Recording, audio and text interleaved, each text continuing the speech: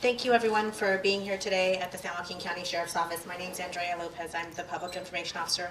Behind me here today I have Sheriff Withrow. I also have the District Attorney Tori Verber Salazar, her Public Information Officer Angela Hayes, also District Attorney Jeff Derman. We also have Chief Biederman from Lathrop Police Services and Lieutenant Schlur from Manteca Police Services, Manteca Police Department. And we also have a member of the Manteca Animal Services, Carly. So thank you, and right now I'll turn it over to Chief Biederman. Good morning. I'm going to give you a quick brief of the information we have at this point. This incident essentially started Saturday the 25th when we received the call of several puppies loose on the Louise Avenue area of Lathrop. One of our deputies responded to that location.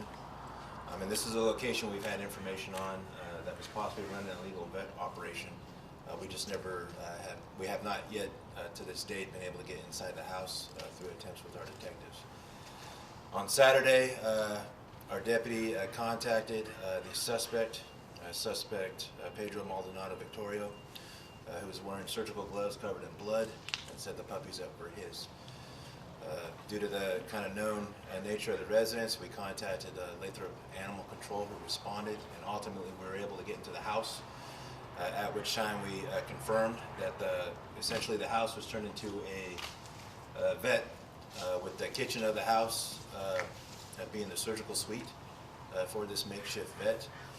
We determined that there was absolutely no licensing, accreditation, or any type of vet training that we can discern for this individual, although the suspect was saying that he learned to be a vet or was a vet from Mexico. Inside the house, we found 12 dogs in varying states of poor health and conditions, along with a large amount of illegal medication that we believe was purchased from Mexico, including anesthesia and other medication used to perform these illegal vet procedures. The suspect was taken into custody that night along with the 12 dogs, which are English and French bulldogs, by Lathrop Animal Control. Since that time, the Manteca Police Department, who also had information the same suspect was running a legal vet operation in their jurisdiction, was completing their investigation and ultimately impounded several more dogs. In total, over 30 dogs, French and English bulldogs, have been impounded, many of which are in need of extensive vet care, and all have been checked by an actual vet with the city of Manteca and outsourced to other locations. Several of these dogs require very extensive vet care. 6 are currently at a location right now, are receiving care, and we received information that they are so in poor health due to organs being moved through these illegal C-sections and other operations to accommodate essentially the puppy mill that was running out of this location and 2 other locations that we know of in the city of Manteca. Several search warrants have been authored and served on locations related to the suspect, along with a large amount of money seized. As we kind of find out, we think this is a cash-only business. People are circumventing the normal vet process, getting the procedures done, which is essentially right now C-sections looks like the primary procedure, and insemination for this particular operation. The actual vets we have spoken to say that these operations were done so poorly that the incisions for the C-section that were completed on these dogs were never truly healed. Extensive nerve damage is believed to be found for most of the females that we're currently examining, the female dogs. Some of these C-sections were never actually sewn up on the inside. They met cosmetically on the outside, they were sewn up, but the inside portion of the dog was never truly sewn up. There's extensive medical problems. One of the small French bulldogs here, as you can see, this believed vet who's performing these operations is not even taking care of his own dogs that we've impounded, obviously, that need treatment. These are cute, incredibly expensive dogs that are just been raised and found in such poor conditions, several in small kennels that would house one dog, and we have upwards of 5, 6, 7 dogs in one little kennel. So this investigation is ongoing. We're asking the public to help us out if anyone has used this operation or has been a victim of this operation. We found dead dogs with C-sections over the course of last year and currently. When we served a search warrant on the Louise Avenue address in Lathrop, we found dead dogs discarded in a trash can along with dead or animal parts to further support the animal cruelty charges that we're charging on this suspect, and additional charges will be forthcoming as the investigation unfolds. I guess we can open up for any questions, I guess, if anyone has any. So you said this is these were for multiple puppy mills? It's the same, we've determined that it's the same primary suspect who claims to be a vet, who has no vet accreditation that we can find at different locations in Manteca and Lathrop. So there are 2 locations in Manteca and 1 in Lathrop? Correct. And what are the condition of the dogs that are being cared for? What type of injuries? A whole myriad of different injuries from ear infections that require surgery because they're pussing, C-sections that were not ever truly healed or completed that require surgical care, organs that have been moved or displaced to accommodate more puppies, essentially. The information we're getting from vets is these dogs is almost like an assembly line operation. These dogs were give birth, C-section would be completed and sewn up, and they were then artificially put in the heat through the medications we have found, and then inseminated right back again. So they're basically circumvented the normal biological process of these dogs to probably maximize the money that they're making off of the dog. These 6 dogs that are the ones that are being cared for, those are the main dogs that are being done to? They all have issues. These dogs just they're doing ultrasounds essentially to determine if they're pregnant, because the shelter needs to make arrangements to accommodate for that. But what they're finding in doing these ultrasounds to determine that if they're pregnant, they're actually finding that the dogs have such damage from the C-section, nerve damage, that they can't pass feces like they normally would because stuff is not aligned where it should be. So their feces is backed up, which creates a void that shows up on an ultrasound that it could be a baby or some type of substance. But they're not able to pass their feces like they normally could because of the operations they've had. What type of organs were removed? Not removed, it's moved. So the kidneys aren't where the kidneys should be on a normal dog, normal French bulldog of this breed. They're just kind of displaced and moved aside or down. So it's something that I don't have a whole lot of experience with. We're just being told this by the vet. Things are not where they're supposed to be. Because generally they can, kidney's supposed to be where kidney is, just like on a human, I'm sure. So that's what the information we're getting. We've been getting a lot of questions on if and when some of these dogs might be available for adoption. Do you have information on that? I do not. As of right now, these dogs are being treated as evidence of a crime, and they all need a lot of them need extensive vet care, and there is no tentative adoption date or anything like that. So there's nothing I can really provide on that. Lieutenant, do we know why he was doing this? Is he trying to make profit from the dogs? Is he trying to practice surgery? Any idea? All evidence that we found it would support that it's a money-making operation. It's a cash business. The information we have is, a general C-section with a normal vet is a couple $1,000s, if not more. He's charging a couple $100 cash. So, it's kind of, people are looking for a cheap service. And this guy's advertising all over social media, on the internet. So it's a cash business. We found a large amount of cash at the locations that we served search warrants on, and in addition to the suspect's person. Is there any other suspect in custody or just the one? There's only one current suspect in custody, and he currently still is in custody. There's other suspects related to the operation, including through Manteca's case, his wife and another caretaker type individual that was living at the Louise Avenue address. So Louise Avenue, do we have kind of an address, or can you divulge where the spots are in Manteca where other operations going on? I don't have the exact addresses in Manteca. The Louise Avenue address is near McKinley, and that house is currently deemed uninhabitable. I mean, it's a house that's been essentially turned into a surgical suite. There's a vast amount of syringes, narcotics, stuff we know that it's illegal, and other stuff that you can buy over the counter, but it's essentially completely tooled for a vet process. So that is not something that code enforcement or city fire believes someone should habitate, so it's been red tagged and not allowed for entry for habitation.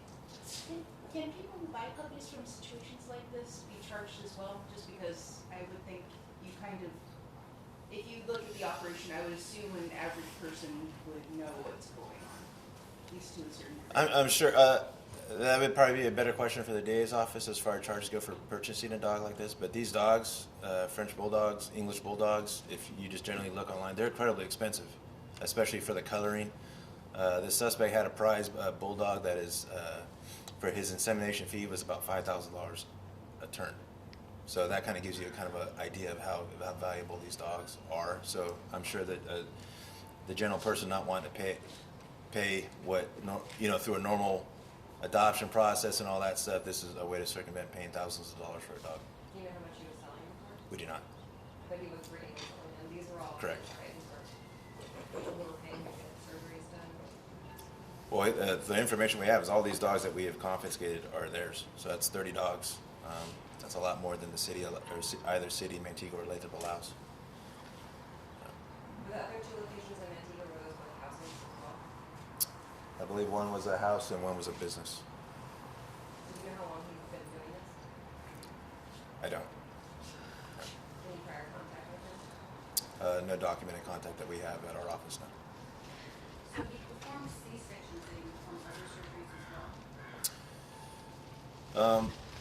We don't have, I mean, it looks like the primary information we have is he was performing operations to produce puppies.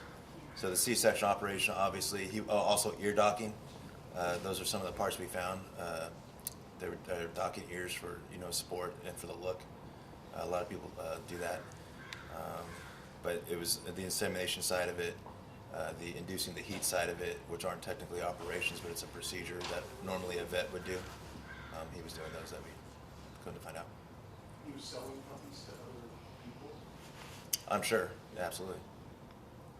Have we ever had any other similar cases like this in San Joaquin County? This is a new one. It was the first one I dealt with. So it's we're kind of learning along the way, learning a lot about dogs that I did not know about. So this is kind of a first. I can't recall when we dealt with similarly. We deal with animal abuse and animal cruelty in other situations all the time, but this is kind of a new one. Lieutenant, what was he operating under? You said he was on social media. Did he have like a name? He has a very public Instagram account that he was advertising under, advertising C-sections and different things, and insemination. Did you say he was licensed as a surgeon? No. He says he is licensed in Mexico, but we have no information to support that. But even on the Instagram, he doesn't say that he's a licensed surgeon. No, he doesn't. If you don't mind describing just kind of walking into that home, because I'm sure there's kind of a sounds, all that. I wasn't on scene on the first entry on Saturday, but obviously when you have a house full of dogs, it smells like dogs. The floors are sticky and all that fun stuff. But it's very, if you've ever been in a vet, there's a distinct smell, like a medical facility. It smells exactly like that. But it looks like a house, but inside the house, when you open the refrigerator, you think you'd find food. We found medications, syringes scattered all over, ultrasound devices, lighting, tables, all kinds of different things inside the house. So it looks very much like a house, but it was not treated as a house. So he was seen coming out with another man, right? Is that? There was two suspects on scene. One, but we supposedly was a caretaker or a renter of the Louisa Avenue address. But the suspect himself, looks like he was in the process of a surgery of some kind. He was wearing surgical gloves and had blood on him. Did you find dogs that had just undergone surgery, or? I don't know if animal control has that info. We don't think none that was readily identifiable that need attention related to a surgery. But we found dead dogs of looks like pretty fresh puppy stage that were in the trash can. Done. Okay. Cool. Thank you Thank very you. much. Thank you very much.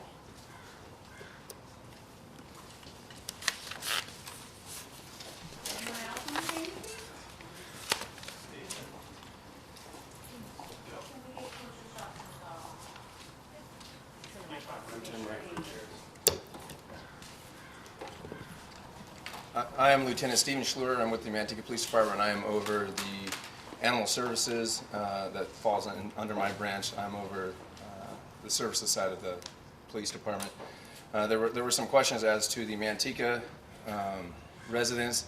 There was one that was a residence that was in the outskirts of Manteca, and one that was in the industrial area. What we want to get across here is that this was a puppy mill. It is nothing but that. It was operations that were being performed. Dogs were being put into heat shortly after those operations, not being completely healed, and this is not okay. Also, one of the things we wanted to put forward is that on social media right now, there's an outcry that he was just clipping ears, or he was these dogs looked well nourished, or they look fine in those cages. Then they are not. What you don't understand is that we have 30 dogs all that have been taken to a veterinarian hospital and have been checked out, and there are several of them that need immediate care, one requiring surgery. And when Chief Biederman spoke to the kidneys being displaced, or the stomach being displaced, and that's heinous if you think about it.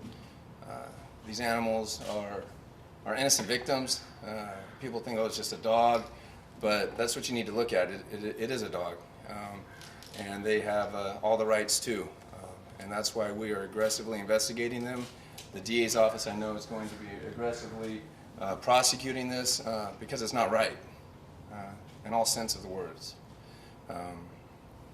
As far as Manteca, these dogs are being held at the shelter. They're not available to be seen, so to try to keep people from coming and bombarding our shelter, they're not available to be seen.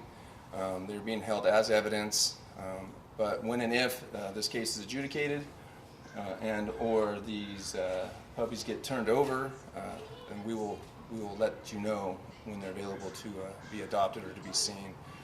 What we don't want is mass people coming to our shelter and trying to see them, because you're just not going to be allowed.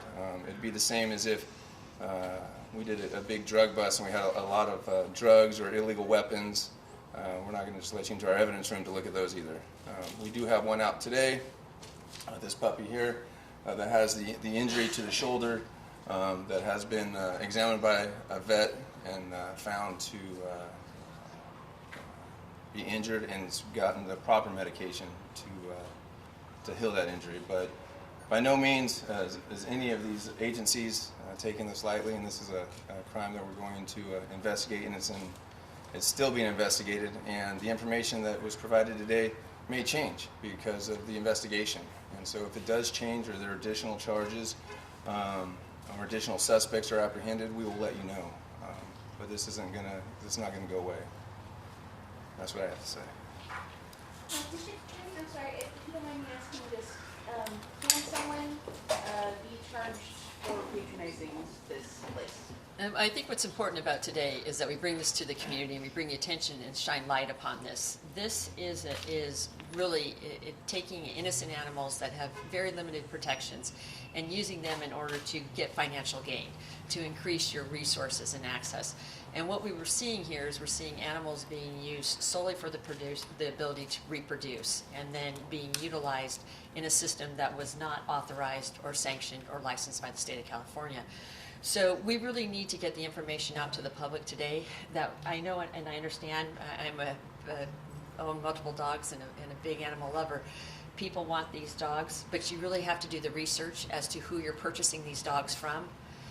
Because you never want to receive, if you go forward to buy an animal out of love and kindness because you want to share your life with it, but if you knew the backstory, and the backstory is what you heard today as to how these animals are coming into existence and how they're just being utilized as puppy machines, then you might not purchase that animal, because that just feeds into the system. And so why we want people to come forward today, we want people to tell us if they've engaged in any business like the one we had today, but anybody out in the community that is operating under this mechanism and doing this kind of harm will be fully held accountable by law enforcement and the district attorney's office. But what we need right now is to educate and empower each other that this is in existence. So when you purchase an animal because you want to bring it home and you want to love and care for it and you want it to be with you. You need to do the research, and you need to look at the provider, because there are some good providers out there, but there's also some very corrupt things going on. And so today's that opportunity not only to discuss the case, but also to bring attention to everybody and awareness to everybody that this is going on in our community. We will not stand for it, nor will we tolerate it, and we will be swift in the prosecution of this case. But what we do need to do too is make sure, because the community is the voice, that we found this case because somebody saw something suspicious and reported it immediately. So I thank those heroes for coming forward and giving us those information. And we even had information that was anonymous that came forward. We appreciate that, because that's how we learn about these cases, that's how we build these cases, and that's how we bring them to swift justice. So please, it's a troubling and heartbreaking story. We've been working on it nonstop since the weekend, and I want to thank Manteca, Lathrop, police departments, the sheriff's department, and animal control for their relentless pursuit of justice in this case. Their hard work, I don't think they've slept since we became aware of this case, and they've done an outstanding job building a case to bring it over to my office to seek prosecution. But what's the important message today is, if you're going to be purchasing animals online or from a breeder, you must do the research to ensure that this animal is being brought into our world under safe, healthy, and licensed proceedings, not on what we saw over the last few days. Suspect has been charged at this point, pending further investigation, with 4 counts, 3 felonies, 2 counts of Health and Safety Code Section 11379, the administration of narcotics, 597, cruelty and torture to animals, and then Business and Profession Code, practicing without a veterinarian license. He was arraigned yesterday at 1:30. We requested the maximum amount of bail. Unfortunately, the judge overruled us and lowered the bail to $15,000. So there's a possibility he could post bail and be released. However, new evidence is coming in minute by minute. As that evidence comes in, we evaluate it and make determination as to whether additional charges should come forth. Anything else? So people who bought these, who knew, like, oh, okay, I knew something was up, but they bought the animal anyways, did they face any charges? Yes, they could face charges. But right now we're asking people just to come forward so that we can get to the bottom of this. And I know some people are going to be hesitant because they're concerned about their own liability, and they can report it anonymously, because we can use those leads, and from that lead we can build, whether it's this case or another case or further down the road. And so we would appreciate whether you do it anonymously or you want to come forward and cooperate with us. We're going to make it successful for everybody, but we do need to let people know that this is a crime to purchase these ill-gotten, means and mechanisms and resources that they're using to produce these animals. And I truly believe, as an animal lover, that these people probably bought these animals in the hope to cherish them. But if they knew the backstory, they wouldn't do it. They wouldn't purchase it. So I think that's the most important message we can get out today, is know what you're purchasing, wherever you are, whatever you're doing, but know. And if it's a good deal, then you ought to be a little suspicious, because that means somebody somewhere along the way is cutting corners in order to do so. And you need to be aware that for this animal to come into your life, another animal has to suffer a great deal. And I don't think that's what animal owners and lovers are about. They really want to be there for that animal and be a part of their life. And I think when they know, and today we learned that story and we heard more details today about it, you saw firsthand that nobody would be proud that they had purchased an animal that had endured the kind of pain and suffering that we had seen. So I think it's important that we get that out to people today, empower our community. They're our best crime fighter, best partner in the community. Partner with us is the community in finding out who are committing these crimes, whatever they are, across the board, and helping us solve them and bring them and hold them accountable to justice. Anything else? Thank you. Thank you very much. This concludes interviews. I'm gonna get a couple more types on.